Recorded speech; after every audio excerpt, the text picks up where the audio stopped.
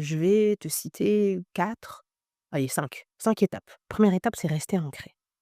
Vraiment, reste ancré. Avant de parler, respire un beau coup, parce que ta respiration, ça envoie à ton cerveau un signal de sécurité. Et vraiment, le calme, c'est contagieux. Donc, quand tu vois que tu n'arrives pas à le gérer, ce flot émotionnel qui arrive aussi en toi, franchement, va respirer ailleurs, hein, dans une autre pièce. Et une fois que tu es calmé, là seulement, tu pourras accueillir l'émotion et lui dire simplement: écoute, je vois que tu es en colère, tu aurais voulu que ce soit autrement, c'est difficile quand les choses ne vont pas comme on veut.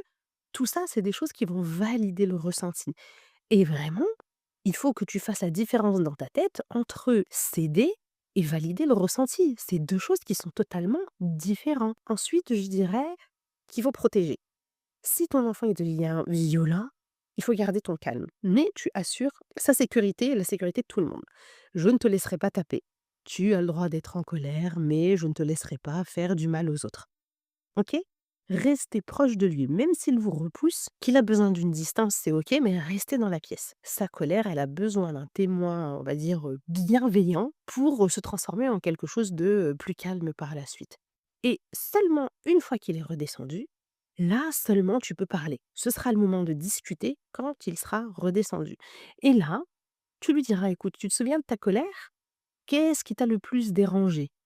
La prochaine fois, qu'est-ce qu'on pourrait faire différemment pour que ça se passe mieux?» C'est seulement après tout ça que la phase de l'apprentissage se fait. L'après-crise, c'est ce que j'appelle, réparer, le moment de réparation.